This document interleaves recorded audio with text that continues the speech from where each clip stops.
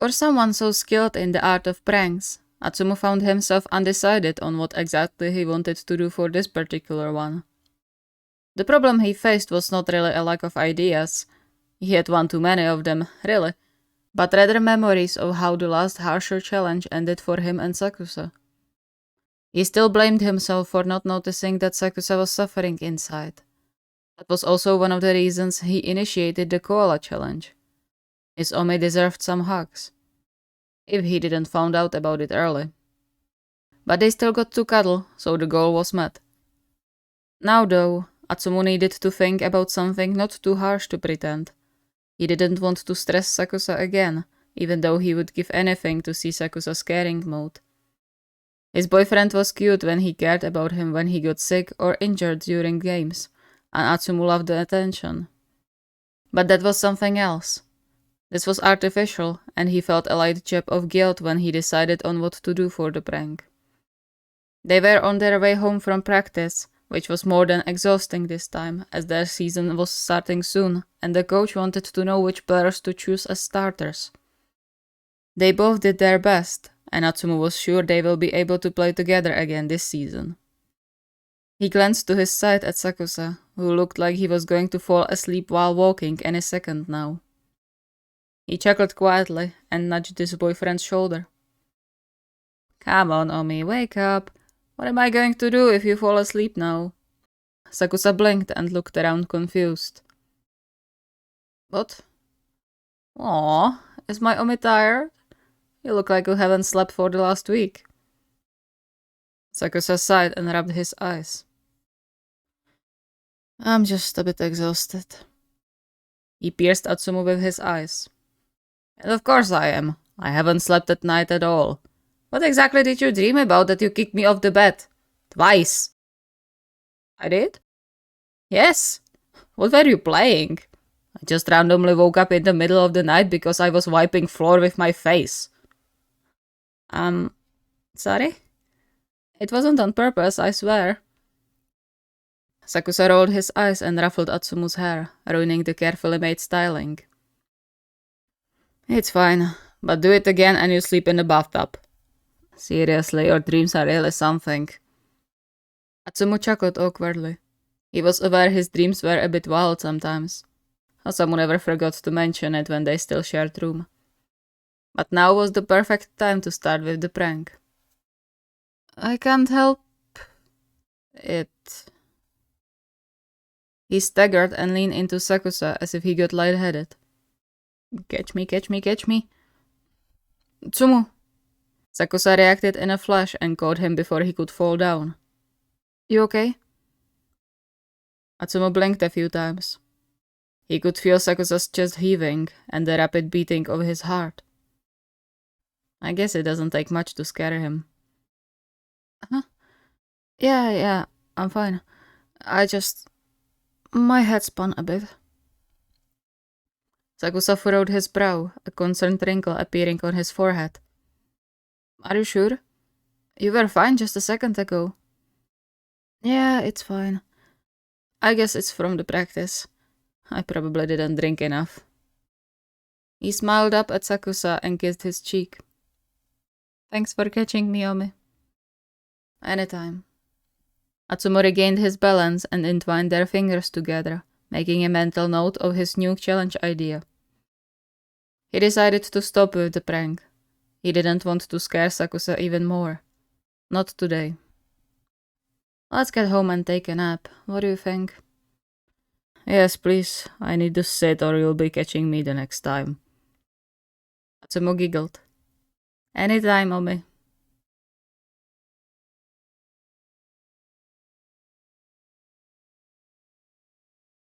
If Maki missed anything in the last few weeks, it was a good prank. Ever since they left high school, his options for doing pranks significantly decreased since he didn't have Oikawa or Iwaizumi to prank. Or the rest of the team. Besides, doing pranks without Matsun was boring. He realized that pretty soon in his adult life. If he had no one to laugh with, it wasn't worth it. The problem was, Matsun had only little free time these days. It almost looked like all people decided to die at the same time, and so his boyfriend was more or less caught up in his work from mornings to late evenings. And Maki was bored. Incredibly. And his inability to find a serious job only added to his bad mood. He needed some distraction. And what was a better distraction than to recall good old pranking times? And because it wouldn't be him if he didn't give the jokes his all, he decided to go all out. He went to the store earlier to buy some pale foundation makeup and red food coloring, and looked up some tutorials for fake blood and the whole thing of how to make oneself as dead looking as possible. It had to look convincing, considering Matsun saw that every day in his job. It took him 2 hours, but the result looked great in his eyes. He checked his reflection in the mirror. I wouldn't want to meet myself in the dark alley. Let's hope this looks realistic. He quickly prepared the scene in the hallway and bathroom with the fake blood, and so the only thing left was to wait for Matsun to get home. He heard the front door opening and rejoiced. He intentionally left the lights off so that it took a moment for Matsun to notice all the fake blood on the ground. Hiro, are you home? Because the bathroom was right next to the hallway, Maki could clearly hear the quiet splat when Matsun stepped into the puddle on the ground. Hiro? He quickly laid on the ground, staying without movement. The lights flickered on, and he could hear Matsun's sharp inhale. It was now only a matter of time before... Hiro! The bathroom door flung open, footsteps rushing to his side. Oh gods, what happened to you? He felt Matsun's hands roaming around the area of his stomach where he created massive bleeding resembling a stab wound. Oh god, no, Hiro, can you hear me? Hiro! Maki recognized the starting panic in Matsun's voice and inwardly patted himself on the back. He just wished he could see Matsun's face right now. Oh no, come on, please, don't do this to me.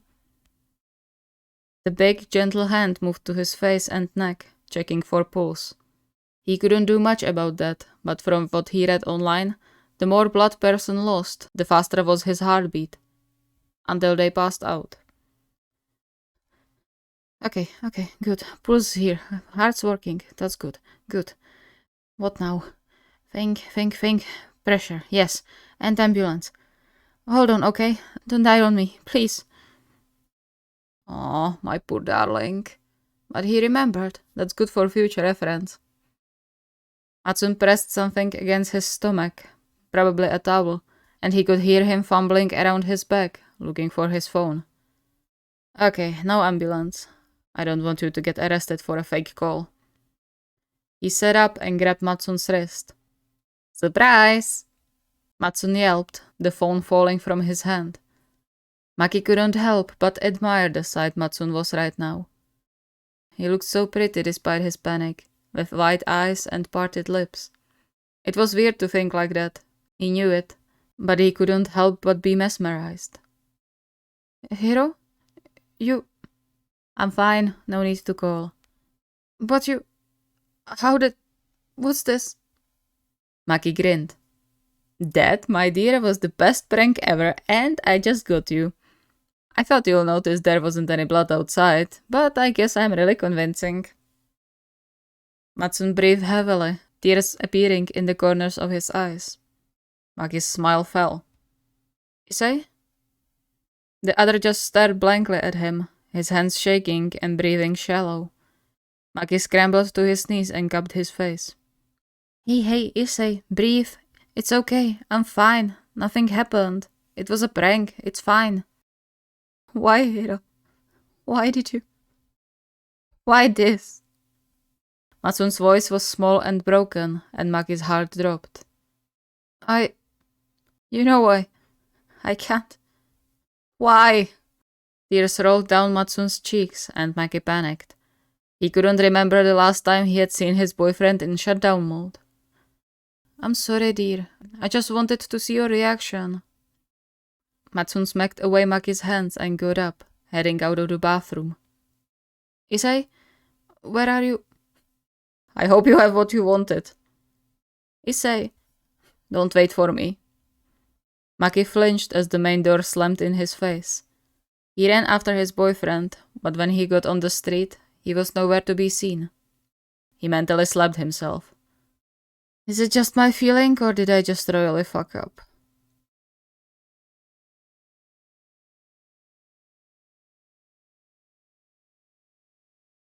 Fortunately for him, Osamu didn't have to think too hard about what to do for the prank.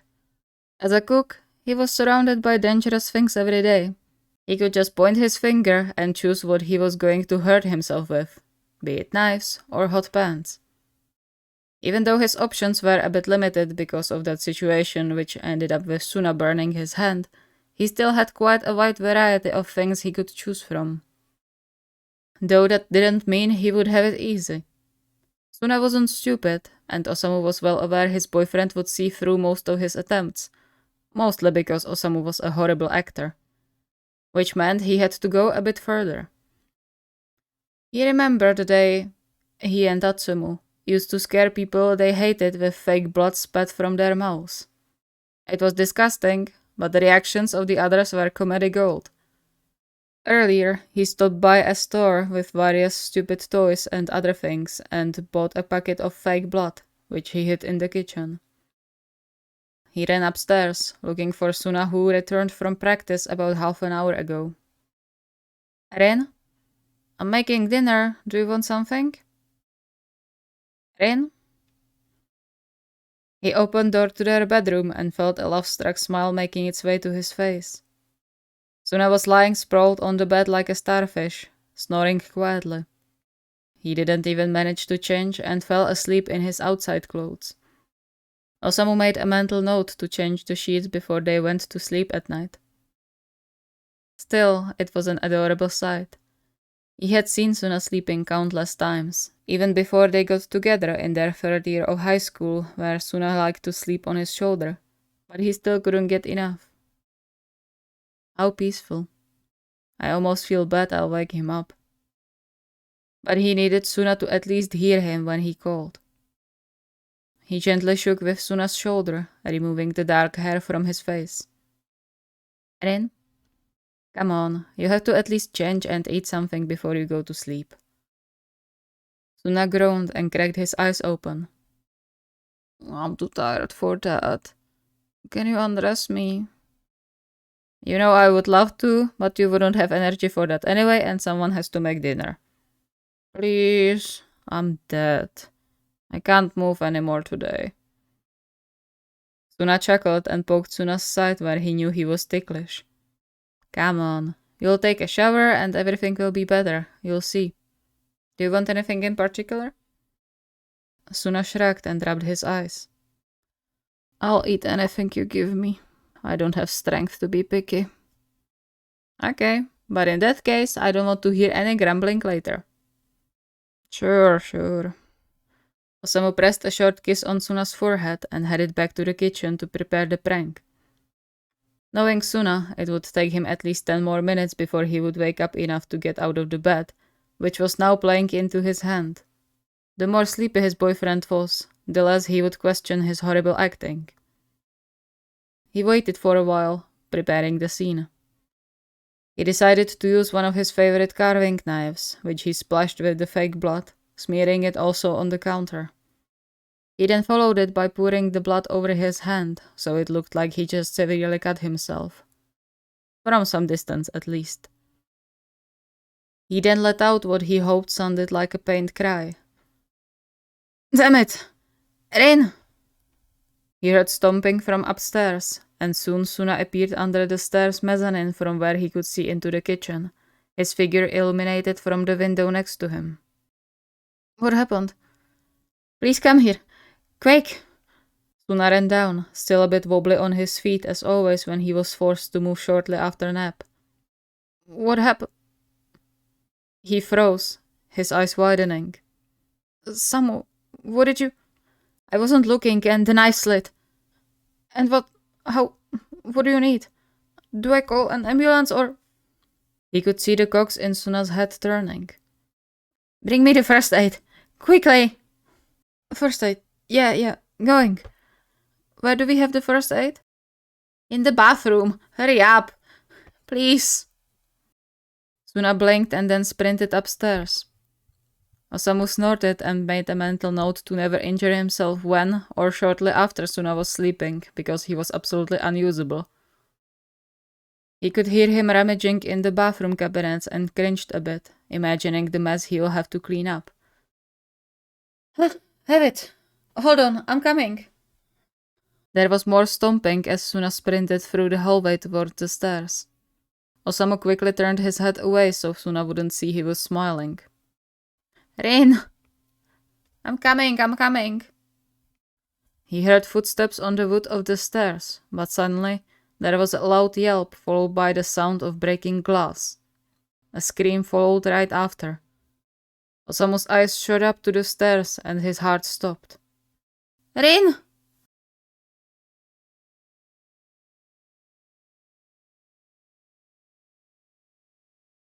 Noya's plan was pretty simple. He was doing his research earlier about the prank, positive that many people have done it before him. And he was right. The search engine showed him hundreds of results of people scaring their partners with fake death and fainting, or getting them into a caring mode with hurt ankles or cuts. These were the classical ones, but Noya wanted something more original. But considering the sheer amount of people who did this prank, it was almost impossible to come with something new. And so he decided to change the rules a bit. Because who said Asahi had to see him get hurt? No one. And if that was the case, then he had a perfect idea. But he had to hurry, because he was leaving the next day for his next trip. Alone this time, because Asahi had some work to do in Tokyo. It had to be done today.